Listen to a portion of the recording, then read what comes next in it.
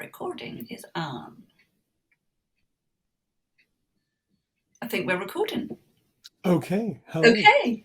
Hello and welcome back to the Motherhood. This is December challenge we're going to go through today, which is favourite. So what I've asked all the students to do is select one image from the year that they're kind of proud of or happy with, and to post it into the group. And this month I've got my lovely new friend JoJo to come and critique with me and to choose a favourite.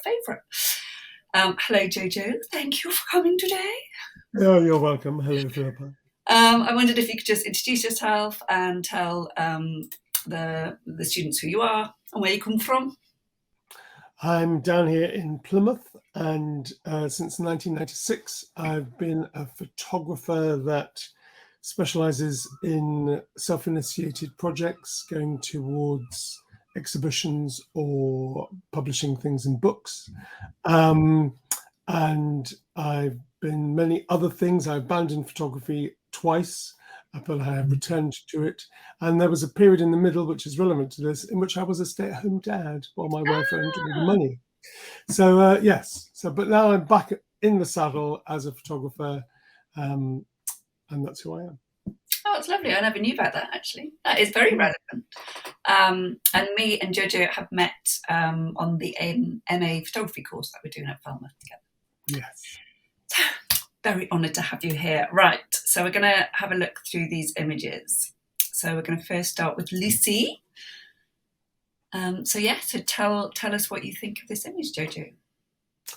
Well done, Lucy. I'm drawn to the bed like a desert island where nothing exists apart from the castaway who is kind of lost in modern technology. It's a very 21st century image, isn't it, with the phone?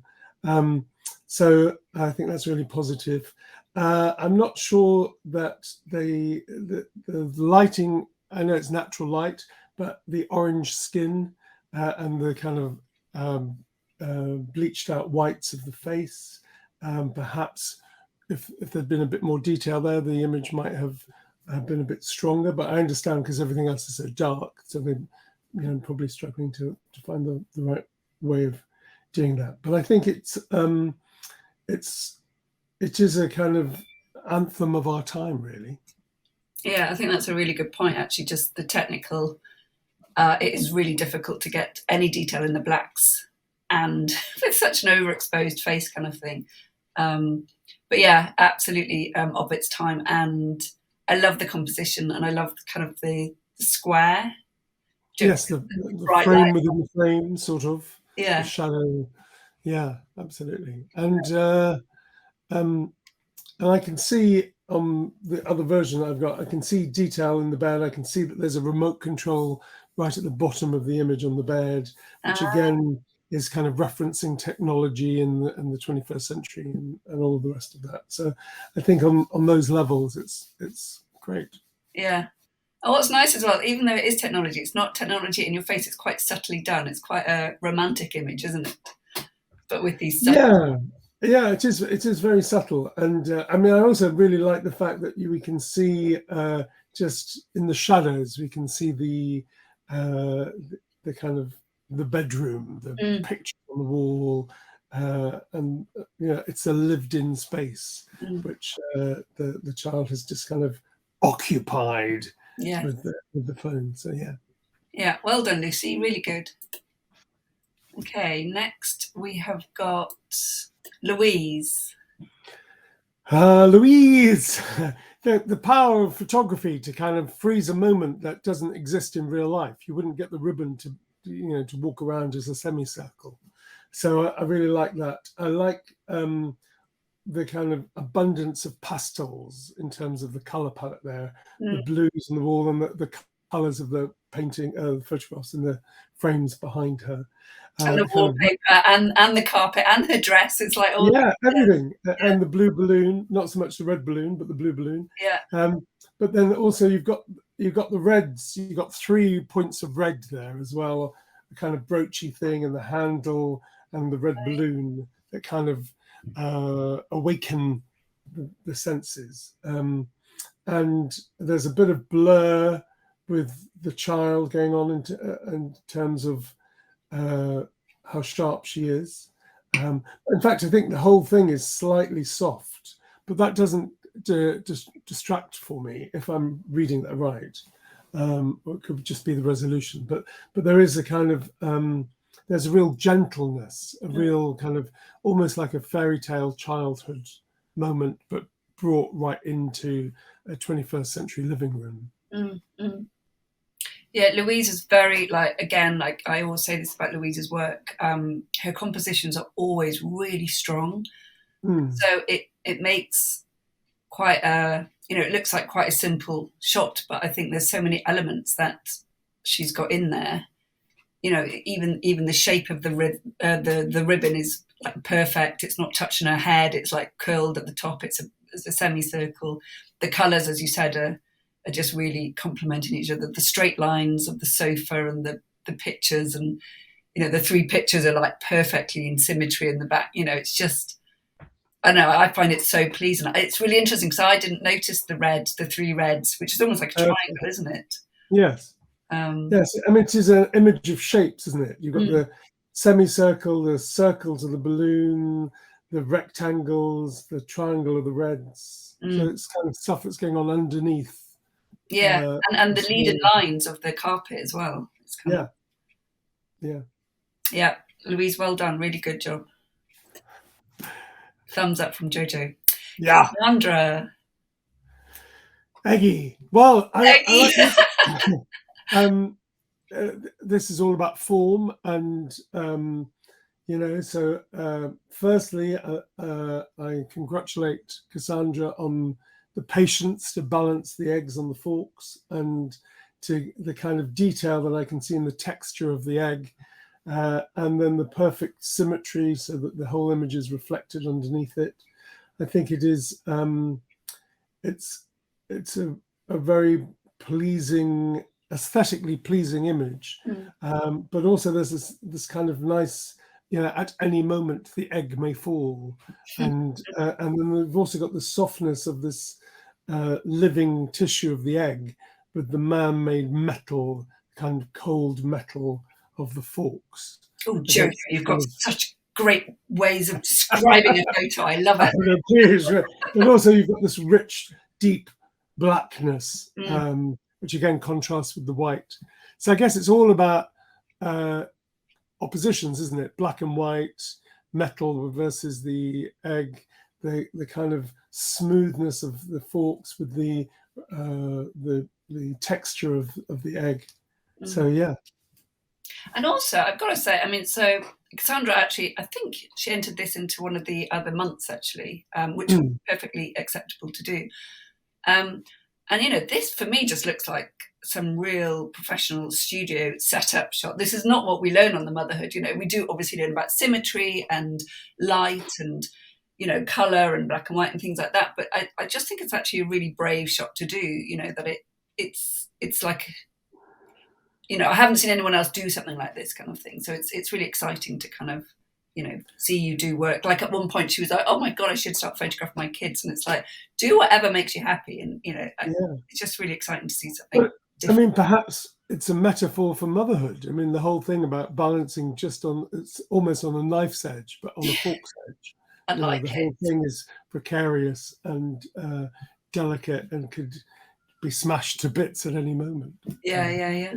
But yeah, it's a very strong image. And you could see it as wallpaper if you repeated it. There's something very powerful about the perfect symmetry of the cross made of the forks and the mirror reflection of the egg as well. Maybe Cassandra, new road for you, wallpaper. Wallpaper design. Yes. Okay, Belen. Again, things I like about this are the kind of yellow and blues that are really rich and evocative. I love the variety of lines, both of the ceiling going down and over the windows, and then the there's just so many lines in this image, which I find really pleasing. I also like the fact that we can see the central couple very clearly, but we only see one of each of the other two couples. So who are they talking to? I kind of really like that she's cropped it so that we don't have, it could have been cropped a bit wider, but I think it's more powerful the way that it's been cropped there. It's something that would not be out of place in any highbrow advert for a posh hotel or restaurant, or it really sells the atmosphere of the location, I think. Definitely. It's very Wes Anderson, so one of our challenges was symmetry. Okay, well, this they is achieved that on well. actually, but she did say from doing that month of symmetry in her little people sometimes write a little bit about when they submit their work, and she really sees symmetry so clearly now, and Belen has definitely like Louise has become a bit of a queen with symmetry, but has become obsessed, and I mean that in a good way, Belen, because as photographers, you can get obsessed with certain things. So well done. There's also the power of color in there as well. The blue is repeated on the ceiling, as well as the different shades of blue of the sea and the sky, and then you see that reflected in the table and the yellows, and so it's symmetry, it's line, and it's the different use of the color makes it very powerful too. Yeah, and the shapes, isn't it? It's just very it's again something that looks quite simple, but pleasing composition, and this is what I keep telling the mums. Pleasing composition just elevates a photograph from being a snapshot to something very thought out and pleasing to the eye. Yeah, this looks like a professionally made picture. Hey, there we are, Belen. Pro has spoken. Okay, Sarah. Sarah, the frame within the frame. This is kind of feels like a staged photograph, part of a narrative that is unfolding, but I don't know what the narrative is, but I like the horizontal lines cut by the vertical of the window, and the gaze, the girl gazing into her future, or to a bird on a tree branch, or Father Christmas, or anything, I don't know. But so I see a narrative there, but it's open. I don't know what it is, and the only color really is the splash of purple in her jumper. Yeah, and the narrative is, she actually shot this last January, so it was actually lockdown. Oh, okay. Yeah, dreaming of escape.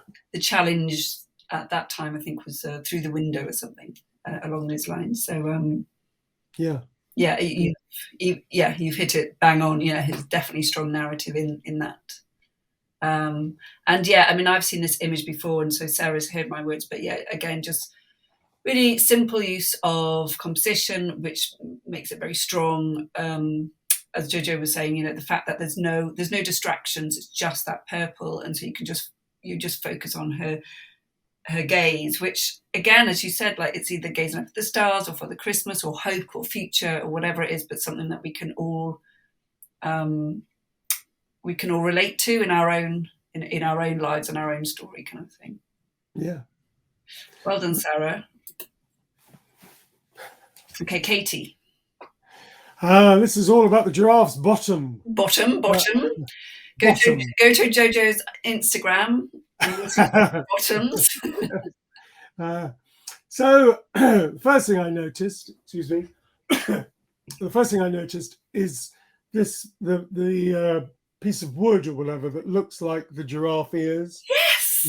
Next to the giraffe. Same. That's the first thing that I kind of was distracted or compared or something, but that's the first thing that came to me as well. And then the second thing I noticed was the squares of the tile, with the kind of man-made squares of the pattern of the tile either side of it, compared to nature's pattern on the giraffe itself. So there's a really nice juxtaposition, and I can't completely see it, but it's almost like a sly look in the giraffe's eye, looking at me, looking at its bottom. And it's a very kind of playful, fun image is a bit blown out behind the giraffe's head, but that doesn't really matter. Be interesting to know why Katie took it, because it's a really unusual shot of a Yeah. giraffe, and I like it because of that. Yeah. I like it. I agree that the comedy of the, like, you're looking at my ass kind of like, Yeah. the only thing that does annoy me, and I don't know if it would annoy you, Jojo, is the kind of bars that are crossing it.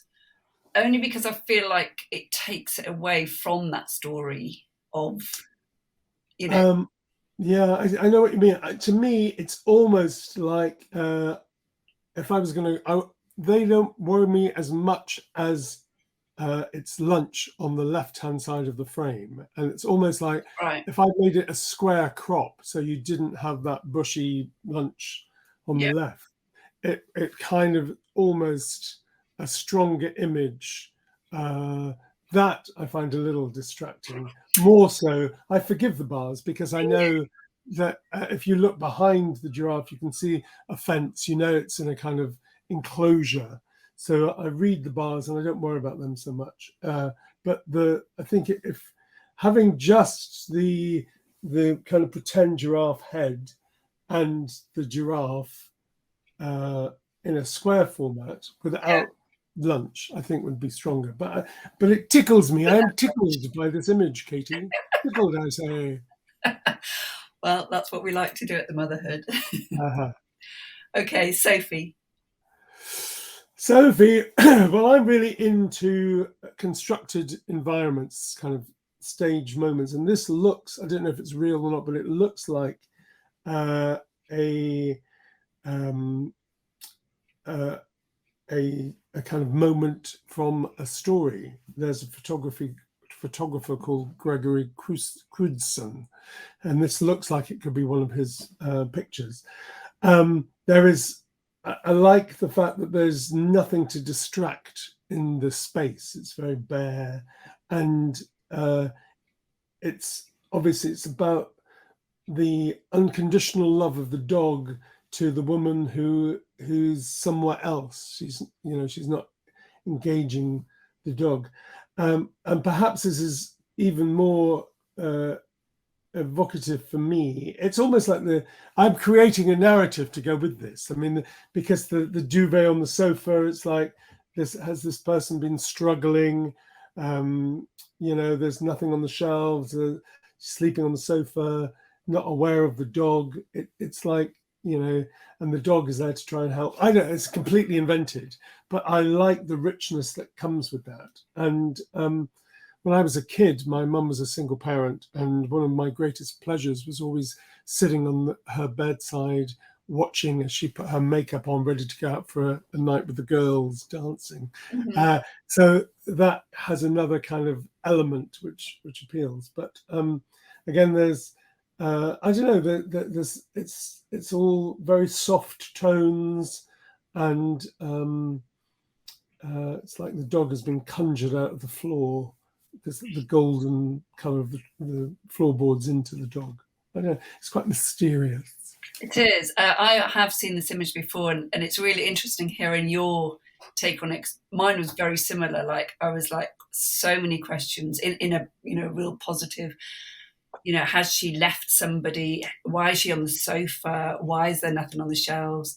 What's her story? And it's such. It feels like such a natural, the fact that she's putting makeup or, moisturizer, I think she's just out the shower, but Yeah.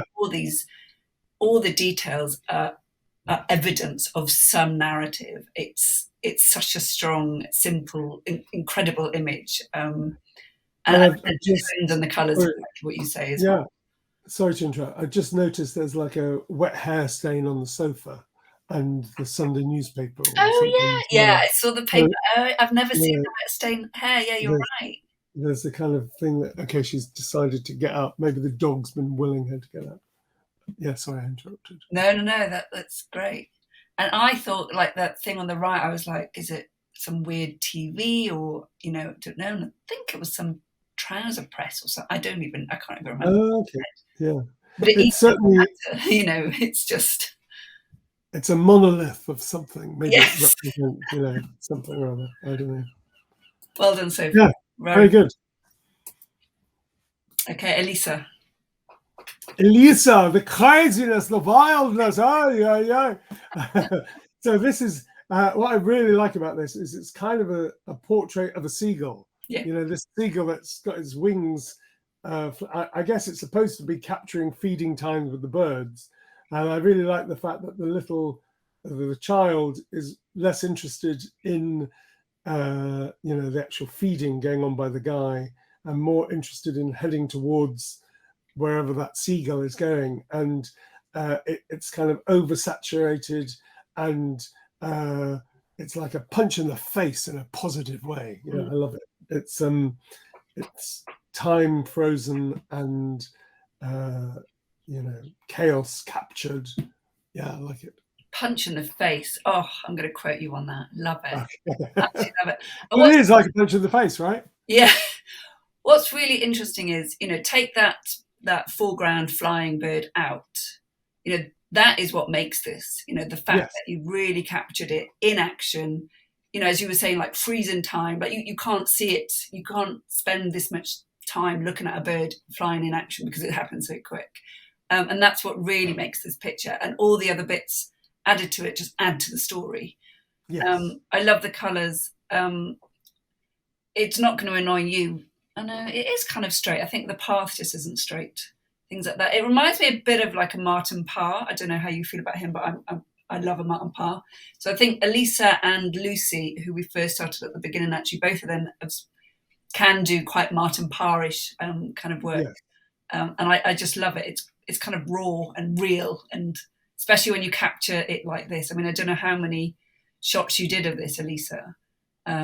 But yeah, I'm like you, JoJo. It's alive. It makes me feel alive. It makes me feel like I'm there. Like I am the camera. It's my point of view. And I think, you could live with this image on your wall for a little while without getting bored of it. I just noticed looks like a duckling or something to the right of the frame of the child with one leg up in the air, like it's going off for a little march or something. And I'm sure that, this is an image that you would constantly discover new things about the longer you had it. Yeah. So, but it is, as I said at the beginning, it's a portrait of a seagull. Yeah, definitely. The power of it. Yeah. Really good, Elisa. Very good. And I think, this is the last one, I think.